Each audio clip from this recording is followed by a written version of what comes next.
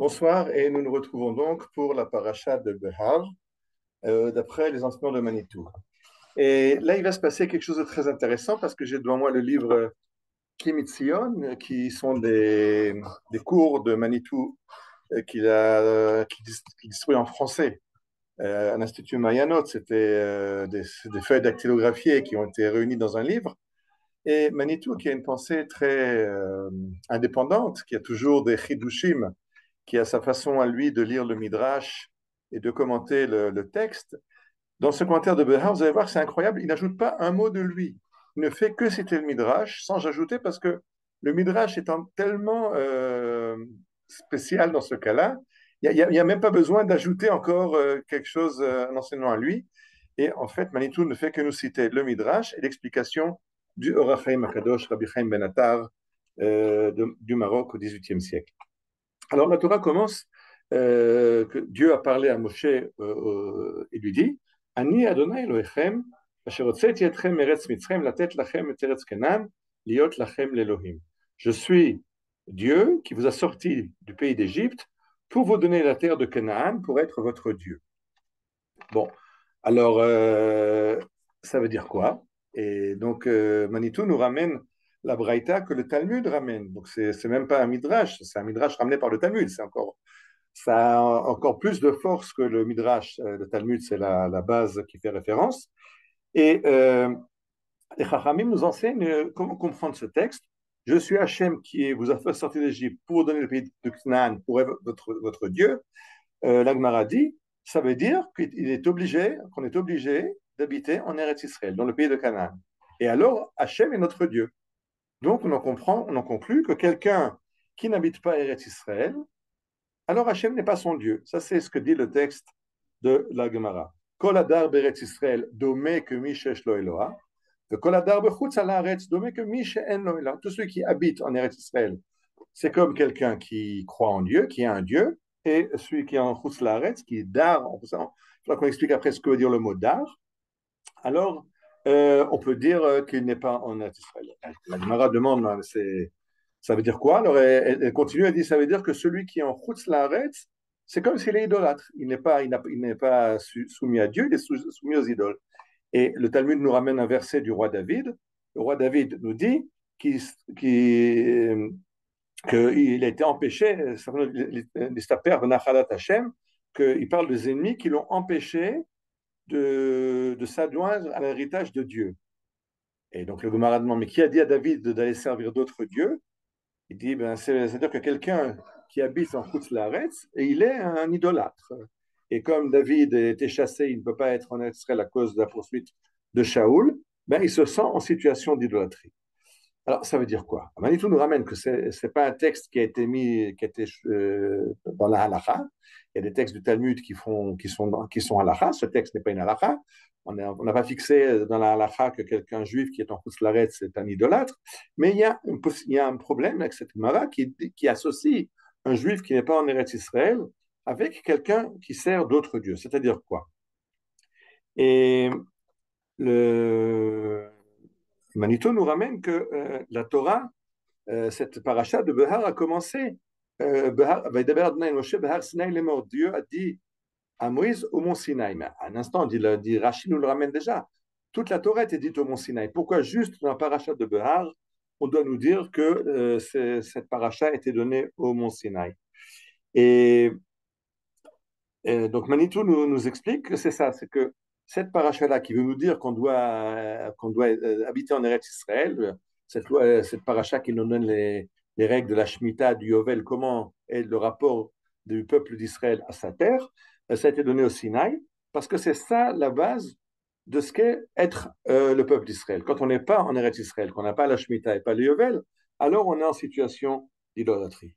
Alors, mais tout fait remarquer ce que dit l'Agmara, que Koladar celui qui habite en Chutz, il y a un autre mot, la gour. Elle dit, la gour, c'est quelqu'un qui habite momentanément. Quelqu'un qui, le Talmud ne s'adresse pas à des gens qui sont momentanément en galoute ou en Chutz Laaretz pour des raisons. Il y a des raisons valables. Mais quelqu'un qui est dar, quelqu'un qui s'est installé dans la galoute et qui ne voit pas du tout son avenir en Eretz Israël. Eretz Israël, c'est pour les autres. moi je suis bien en France, moi je suis bien à New York, moi je suis bien à Cape Town, ça c'est quelqu'un qui a choisi de se mettre en situation d'idolâtrie. C'est-à-dire, la Gemara elle-même ramène que euh, la Torah nous dit Tamid ene Adonai Elohecha ba mereshit hashana va tachrit hashana. En Eretz Israël, il y a Dieu qui gère directement ce qui se passe. Dans les nations, il y a des sarim, il y a des malachim, il y a des délégués, il y a des ministres délégués, les anges tutélaires des nations qui gèrent les nations. Alors, quelqu'un qui se met sous un ange, sous une autre nation, en fait, il sert, il n'est pas en contact direct avec Akadosh Baruch Hu. Et c'est ça qu'on appelle l'idolâtrie. L'idolâtrie, c'est pas ce qu'on essaie d'expliquer aujourd'hui des gens qui étaient primitifs et qui avaient des idoles, ils se prosternaient devant des bouts de bois ou des statues en pierre. L'idolâtrie, d'après Chazal, c'est-à-dire qu'il y a des intermédiaires. C'est que Dieu est trop grand et trop loin de moi, j'ai besoin d'un Dieu plus proche, alors je me fais une statue qui une représentation de quelque chose de beaucoup plus grand qui est derrière. Et c'est pas bon quand on est Israël et qu'on a eu la chance de cette rencontre directe au Mont Sinaï et du fait que Dieu réside directement dans le peuple d'Israël, dans le Beth Amikdash. Et alors quelqu'un qui est en situation de dar en Chutz Laretz, qui veut s'installer dans la Galoute, lui, il est en situation d'idolâtrie. On peut sortir d'Eretz Israël provisoirement. Il faut comprendre, c'est provisoirement. La Gemara donne trois raisons qui permettent de sortir en Eretz Israël. Un, c'est s'il y a de la famine en Eretz Israël, s'il n'y a plus de quoi manger. C'est vraiment pas la situation aujourd'hui où l'économie d'Israël est florissante. Attention, je ne dis pas que la vie est facile et je ne dis pas qu'il n'y a pas de preuves en Eretz Israël. Je dis que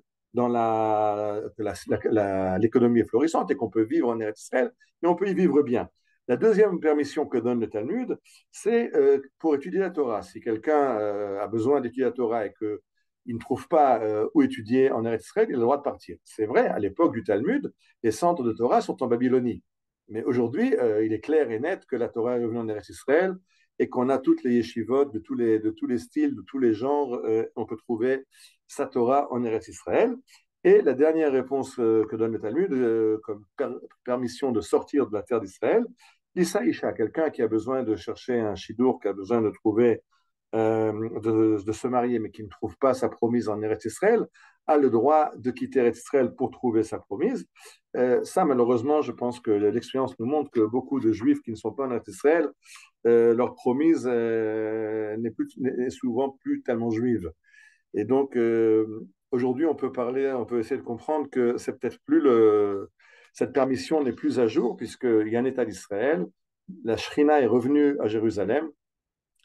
On le voit dans la façon où cet État réussit dans sa prospérité, réussit dans les guerres qui nous sont imposées et qui sont gagnées de façon miraculeuse. Attention, je ne minimise pas le rôle de Tzahal et je ne dis pas qu'il faut dire Tehillim, aller prier à la synagogue et qu'on a fait notre boulot. Il faut prier, bien sûr, il faut dire Tehillim, bien sûr, il faut aussi se battre, mais il est clair qu'il y a une aide divine. Il suffit de voir ce qui s'est passé la nuit des 350 missiles balistiques. Maintenant, les informations commencent à filtrer que les Américains ont réussi, quand ils ont essayé d'abattre des missiles en vol, ils ont réussi avec 15% de réussite, alors que ça a réussi avec 90% de réussite. Donc ça, cette différence-là, c'est le Yad Hashem, c'est le doigt de Dieu qui nous aide. Mais aujourd'hui, il est clair que la place d'un Ben Israël qui veut être en relation avec le Dieu d'Israël, sa place est en Eretz Israël. Et Manitou finit, je vous cite, cela pose le problème de la définition de la diaspora. Alors, Manitou, là, il y a un diagnostic manitusien. Il dit qu'un juif qui habite en Chutz Laretz, qui habite en diaspora, parce que il y est né, parce que ses parents y sont nés, ses grands-parents sont nés, il est la diaspora d'Israël du Second Temple. C'est les juifs qui sont partis en exil à l'époque de la destruction du Second Temple, et ces juifs-là sont encore cet exil d'Israël du Second Temple. Alors que les Israël qui sont revenus sur la terre d'Israël reconstruisent le Beit Shlishi, le troisième temple, même si le temple n'est pas encore construit, mais on est dans cette construction du troisième temple.